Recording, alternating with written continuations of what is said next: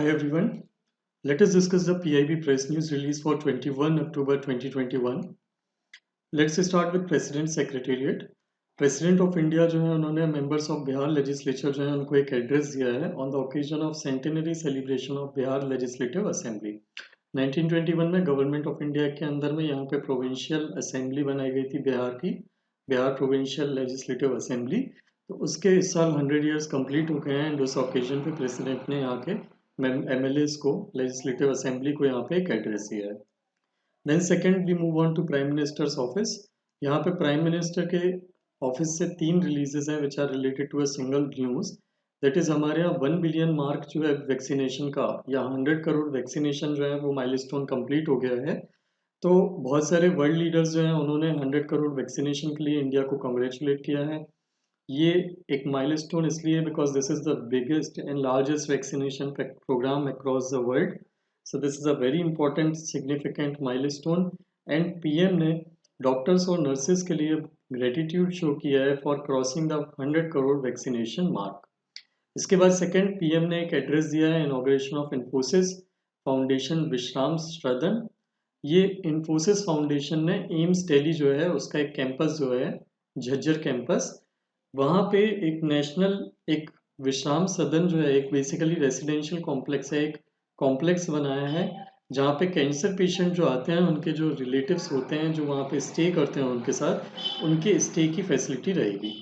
Cancer patient जो होते हैं इनके नॉर्मली जो होते हैं यूजुअली ट्रीटमेंट लॉन्ग रन में चलते हैं एंड दैट इज़ वाई इनके साथ जो रहने वाले सपोर्टिंग पीपल आते हैं इनको, उनके लिए रेसिडेंशियल या उनके लिए रहने के लिए बहुत सारे इश्यूज आते हैं and that is why Infosys foundation ने under its corporate social responsibility यहाँ पे विश्राम सदन बनाया है, Vishram Sadan at national cancer institute in AIIMS Delhi.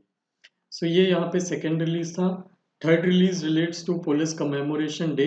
कल 21 अक्टूबर को पुलिस कमेमोरेशन डे था जिसके लिए प्राइम मिनिस्टर ने पुलिस पर्सनल्स जो मार्टिर हुए हैं आज तक उनको ट्रिब्यूट पे किया है। पुलिस कमेमोरेशन डे की हिस्ट्री क्या है? 1962 का जो वॉर हुआ था उसके जस्ट पहले 1959 में इंडिया और चाइना के बीच में, 1959 में लद्दाख के रीजन में यहाँ पे एक हाई पीक पे 10 जो हमारे पुलिस पर्सनल थे इंक्लूडिंग बीएसएफ पर्सनल, उनको चाइना ने किल कर दिया था और चाइना ने 2 वीक्स के बाद उनकी बॉडीज को रिटर्न किया था लद्दाख में। सो ये जो डे है ये डे उसके कमेमोरेशन में मनाया जाता है। उन 10 पर्सनल्स पुलिस पर्सनल्स के कमेमोरेशन में स्टार्ट हुआ था and since then 21 of October every year को हम ये पुलिस कमेमोरेशन डे को ऑब्जर्व करते हैं। इंडियन पुलिस की अगर हम बात करें मार्टर्स की, तो आज तक इंडिपेंडेंस के बाद से 34,832 police personals have been killed till date and 23,000 Indian army soldiers have been killed till date. So इसके कमेमोरेशन में इनके मेमोरी में एक national police memorial Chanakyapuri Delhi में बनाया गया है जहाँ पे एक स्टैचू है, एक मेमोरियल है that is called is the wall of Vellore, जिसमें आज तक के जितने भी लोग 35,000 अप्रोक्सीमेटली पुलिस पर्सनल्स हैं which have been killed on duty उनके नाम्स वहाँ पे मेंशन है। देन आते हैं नेक्स्ट रिलीज पे। Cabinet committee on economic affairs की तरफ से एक रिलीज है PM Gati Shakti national master plan, जो लास्ट मंथ रिलीज किया था, प्राइम मिनिस्टर ने इसको लॉन्च किया था। कैबिनेट ने उसके इम्प्लीमेंटेशन का एक मैकेनिज्म जो है उसको अप्रूव करके उसको रिलीज किया है। ये इम्प्लीमेंटेशन मैकेनिज्म कैसा होगा ये देखने के पहले हम गति शक्ति मास्टर प्लान देख लेते हैं। Gati Shakti master plan aims to integrate the infrastructure related to transport and connectivity particularly. ये holistic infrastructure, holistic and comprehensive infrastructure के डेवलपमेंट के लिए मास्टर प्लान तैयार किया गया था। Basically what the issue occurs is suppose if I have to send a commodity out, yeah, at some other part of the country, yeah, out of the country for purpose of export, a lot of issues I face right now in transporting this commodity. For example, यहाँ से मुझे अपने personal convince से किसी एक nearest hub पे भेजना पड़ेगा, वहाँ उस हब से वो ट्रांसपोर्ट से रोड ट्रेवल से हो सकता है किसी एक दूसरे पॉइंट पे पहुँचे, इस दूसरे पॉइंट से रेल कनेक्टिविटी से वो थर्ड पॉइंट पे पहुँचे एंड इस रेल यहाँ से इससे वो किसी रेलवे से फिर वो फोर्थ पॉइंट से, मतलब अलग अलग रूट मुझे ले लेके अपना एक प्रोडक्ट को एक जगह से दूसरी जगह में पहुंचा पाता हूँ। So this basically delays the transaction transport and it is basically a very, जो लॉजिस्टिक की कॉस्ट है उसको बहुत ज़्यादा मेरी बढ़ा देता है. What I can achieve from directly sending things from this point to this point, I have to go through 4 routes and I have to pay for 4 routes. So ये टाइम डिले के साथ साथ मेरी कॉस्ट को भी बढ़ाता है. सो इस प्रॉब्लम को रिजॉल्व करने के लिए, प्लस डिपार्टमेंट्स जो हैं अलग अलग जो नॉन कोहेरेंस में काम करते हैं, उस कोहेरेंस को लाने में के लिए कि एक जगह पे एक सारे डिपार्टमेंट एक साथ इंफ्रास्ट्रक्चर को डेवलप करें, सो दैट वहाँ पे बार बार कोई इंफ्रास्ट्रक्चर से रिलेटेड कोई प्रोजेक्ट बार बार स्टार्ट ना हो, बार बार उस जगह को डिस्टर्ब ना करना पड़े. जैसे फॉर एग्जांपल एक रोड पे अगर ट्रांसपोर्ट की लाइन डली है, तो कल लाइन डालने के बाद हो सकता है परसों वाटर डिपार्टमेंट के लोग आके बोलें कि हमको अब वाटर की लाइन डालनी है, and they will again dig up the road, and उससे क्या होगा कि वो टेलीफोन की लाइन भी डिस्टर्ब होगी और वो रोड का इंफ्रास्ट्रक्चर भी खराब होता है. सो ये प्रॉब्लम सॉल्व करने के लिए गति शक्ति मास्टर प्लान इन्होंने लॉन्च करा था. इसके अंदर में they will start developing infrastructure comprehensively. कैसे? For example they will integrate the department. यहाँ पे गति शक्ति मास्टर प्लान के अंडर में सारे डिपार्टमेंट एक दूसरे से इंटरकनेक्टेड हैं, and all the project they will be interconnected कि कौन सा प्रोजेक्ट किसका किस एरिया में चलना है.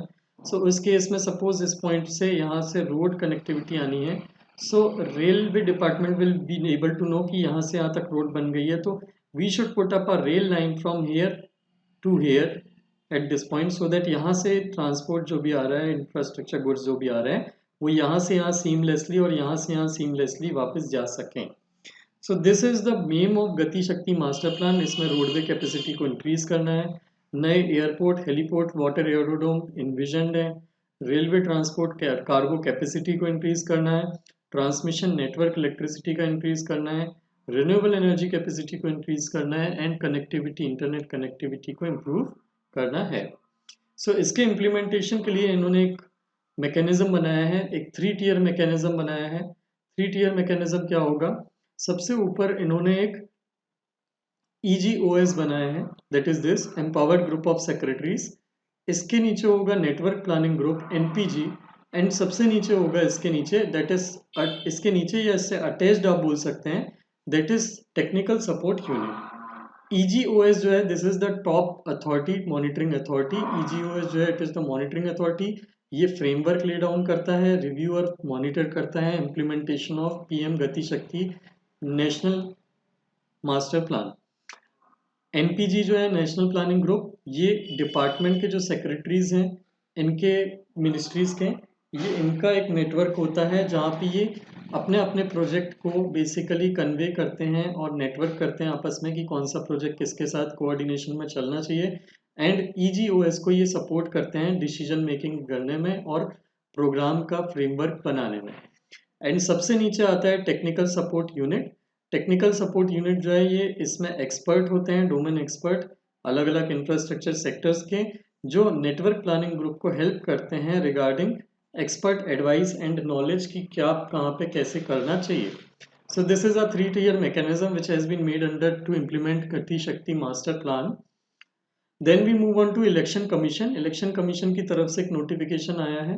कुछ बाई इलेक्शन होने हैं कुछ 2-3 स्टेट्स में, तो उन बाई इलेक्शन के लिए वहाँ पे उन्होंने मॉडल कोड ऑफ कंडक्ट जो है डिक्लेयर हो गया है. Model code of conduct follow करने के लिए इलेक्शन कमीशन ने उनको डायरेक्ट किया है पॉलिटिकल पार्टीज़ को. मॉडल कोड ऑफ कंडक्ट क्या होता है?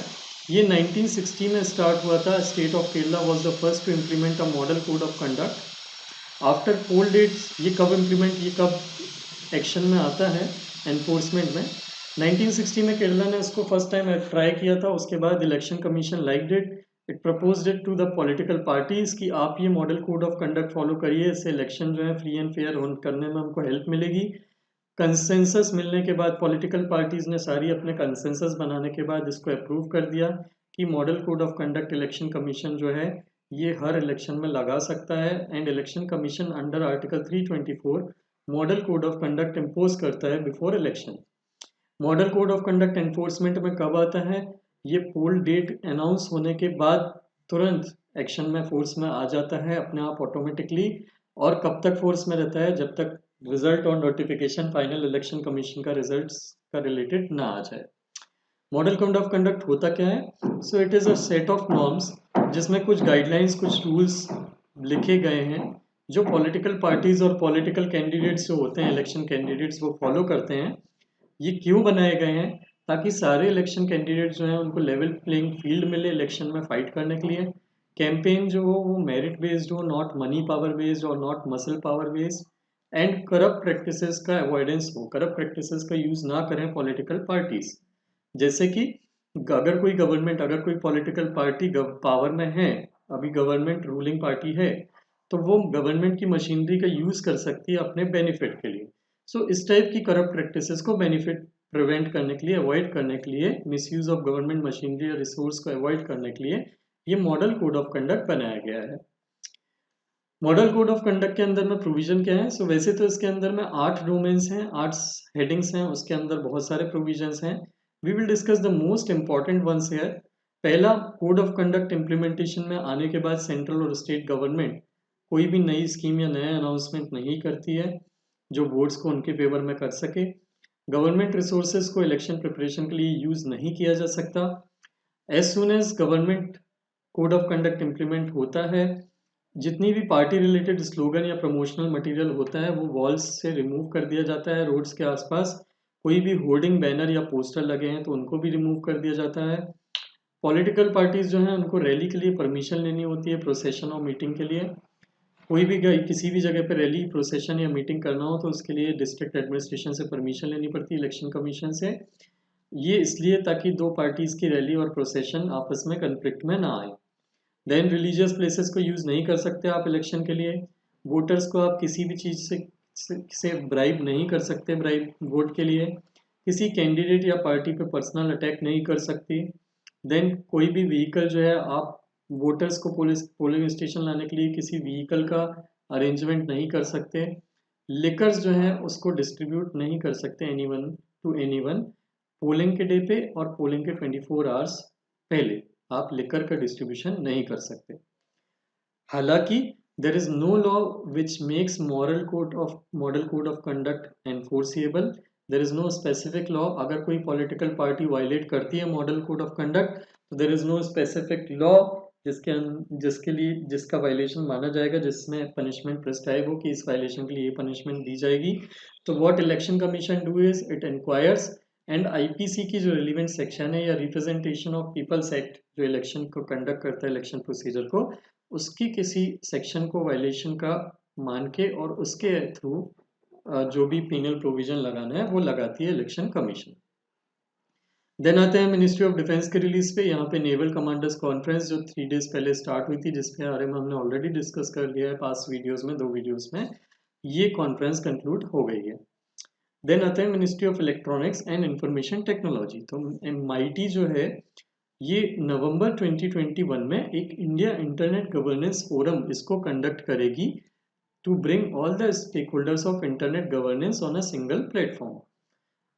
तो ये इसका जो प्लेनरी, ये नवंबर 2021 में ये फोरम इंडिया ऑर्गेनाइज करने वाला है, MIT ऑर्गेनाइज करने वाली है इस फोरम को, इंडिया इंटरनेट गवर्नेंस फोरम।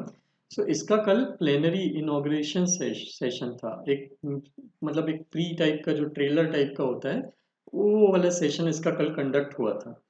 तो ये तो ठीक है। इसकी थीम जो है IIGF की 2021 की, this is empower India through power of Indian internet. But what is important for us to know is what is internet governance. ये इंटरनेट गवर्नेंस क्या है?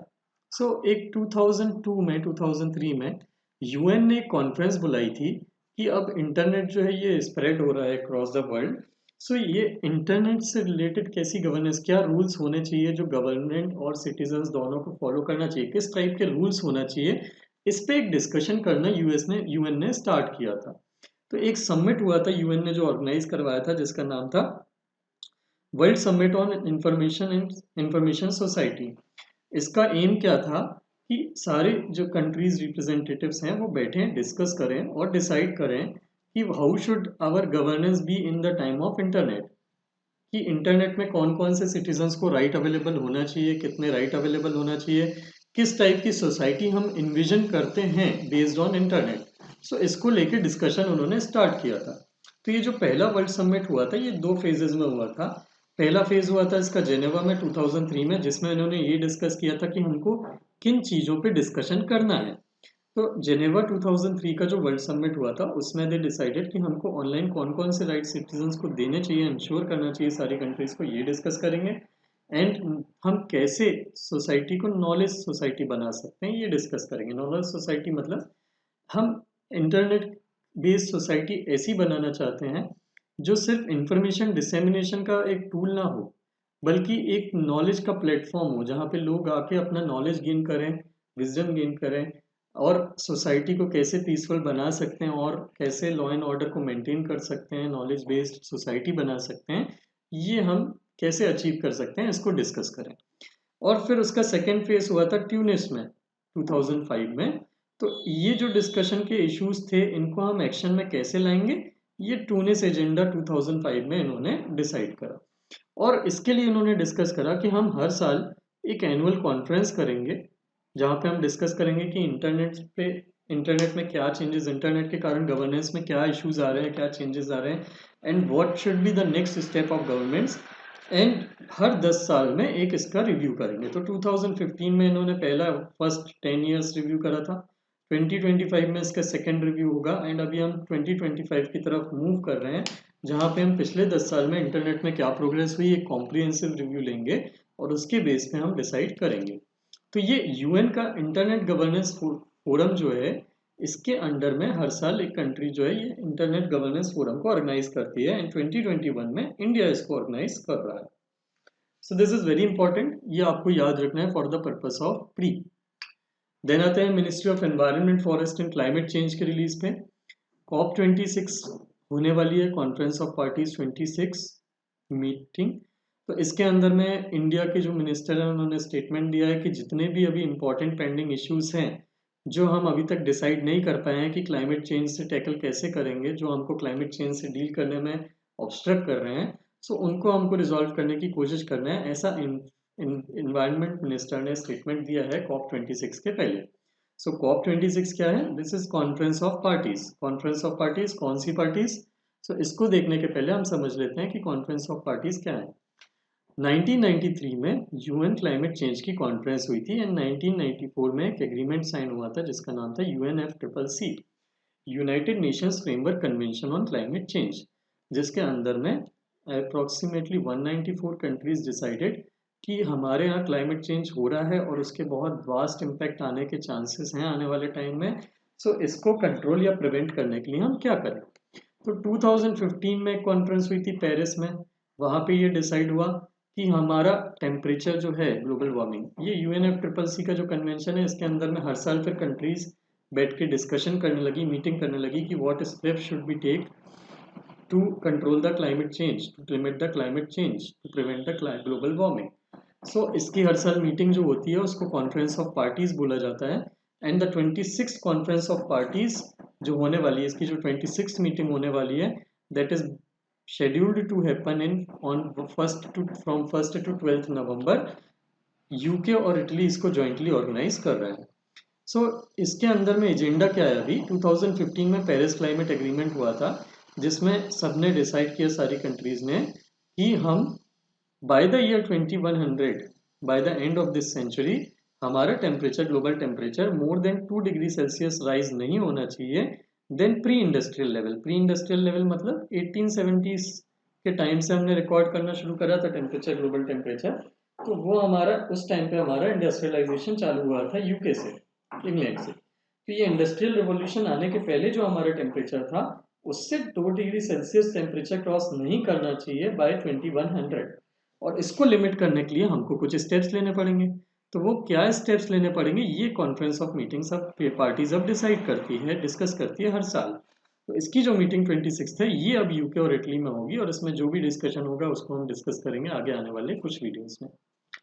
देन आते हैं मिनिस्ट्री ऑफ फाइनेंस के रिलीज पे। तो मिनिस्ट्री ऑफ फाइनेंस ने एक रिलीज करा है सोवरेन गोल्ड बॉन्ड स्कीम का 2021-2022 का कैलेंडर इन्होंने रिलीज करा है कि सोवरेन गोल्ड बॉन्ड कब कब गवर्नमेंट सेल करेगी।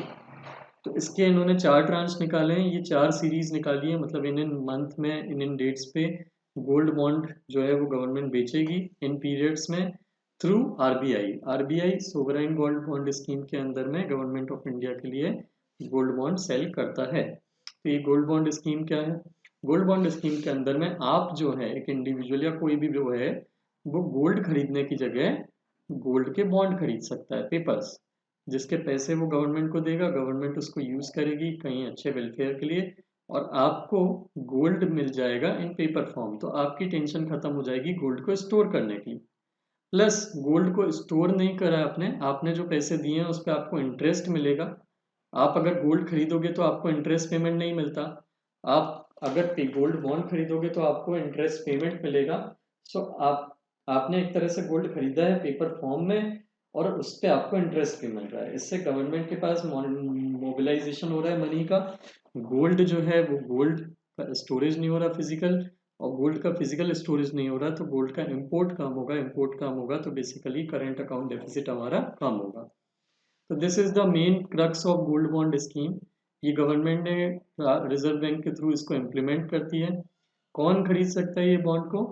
आप जब गोल्ड बॉन्ड को बेचेंगे तो मार्केट में जो रेट चल रहा होगा गोल्ड का, उसी रेट पे आपको पैसे वापस मिलेंगे। So this is equivalent to buying gold but in paper form.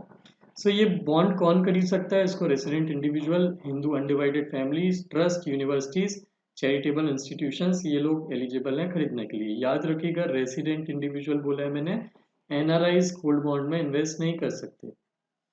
Second, इसका डिनोमिनेशन क्या होगा? आप मल्टीपल ऑफ ग्राम में खरीद सकते हो गोल्ड, कितना भी।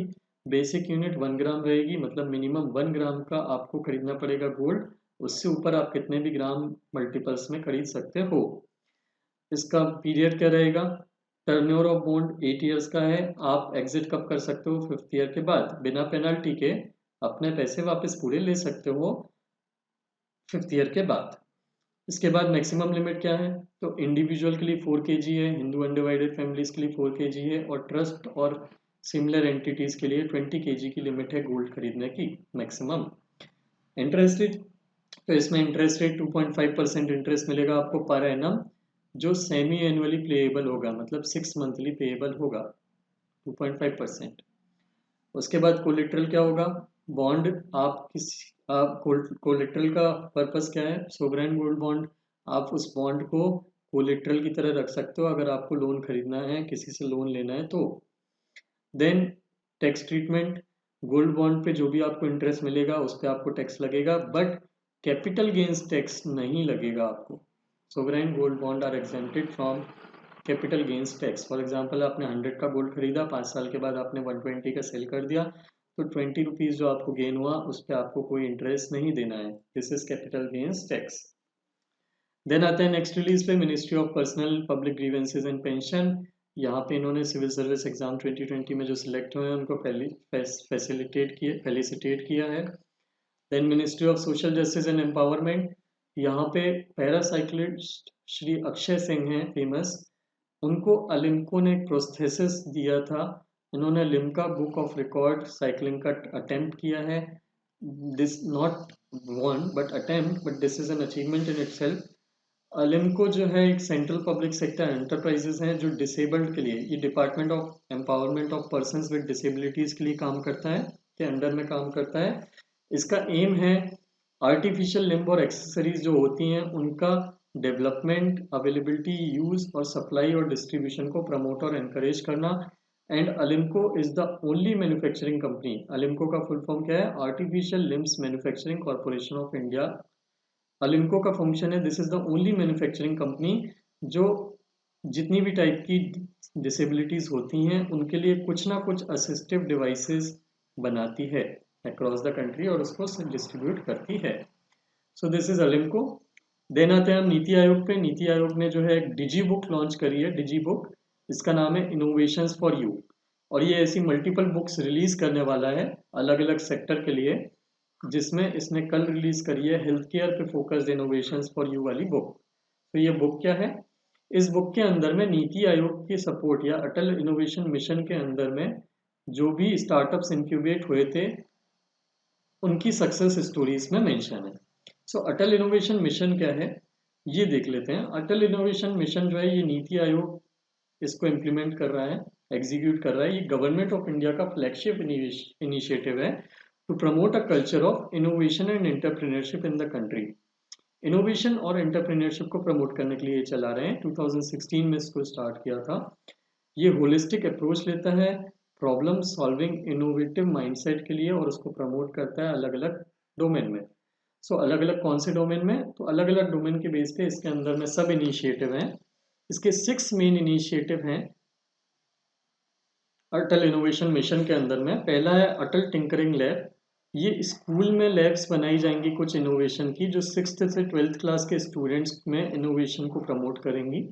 दूसरा अटल इनोवेशन सेंटर, ये यूनिवर्सिटीज, इंस्टीट्यूशंस और कॉरपोरेट्स के लेवल पे सेंटर्स एस्टेब्लिश किए जाएंगे, जो वहाँ पे स्कॉलर्स और जो स्टूडेंट्स और जो भी एम्प्लॉयज़ हैं या जो इनोवेटिव पर्सनस हैं उनको सपोर्ट करेगी नए इनोवेशंस के लिए। तीसरा अटल कम्युनिटी इनोवेशन सेंटर, ये टीयर 2 और 3 सिटीज़, हिली डिस्ट्रिक्ट, ट्राइबल डिस्ट्रिक्ट और एस्पिरेशनल डिस्ट्रिक्ट जो हैं वहाँ पे इनोवेशंस को प्रमोट और सपोर्ट करेगी।